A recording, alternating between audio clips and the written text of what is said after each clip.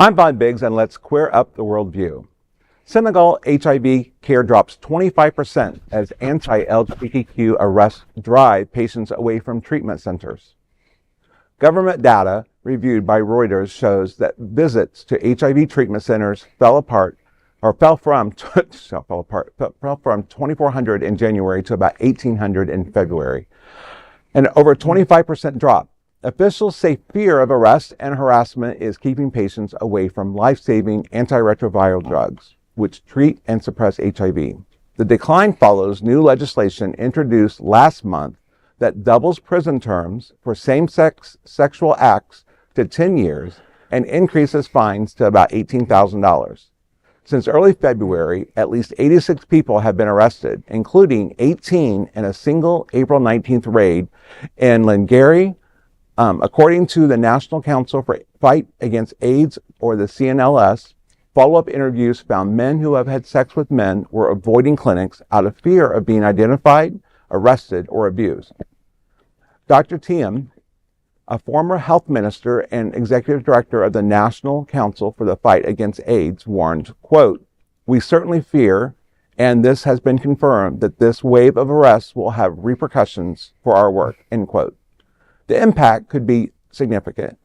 UNAIDS reports the new HIV infections in Senegal have risen 36% between 2010 and 2024. Health experts warn that treatment interruptions increase transmission risk. The World Health Organization has urged countries to remove punitive laws and reduce stigma, cautioning that such policies can fuel HIV outbreaks.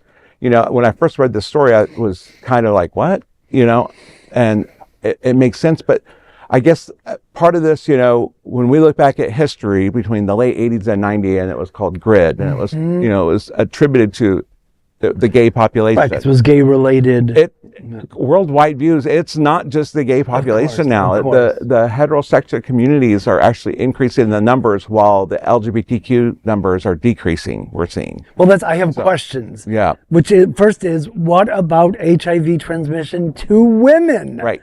I mean, do they not care about women? And doesn't Senegal want to prevent that by safely and respectfully treating everyone, including men, who have sex with men and women? Right. I mean, you're just opening this up to a huge swath of people. About stigma. And this is so appropriate. Today I had lunch with someone who I went to Kenya with, and we were there for a long time. And most HIV is the straight population. Right. So it's a boogeyman kind of a concept. Right.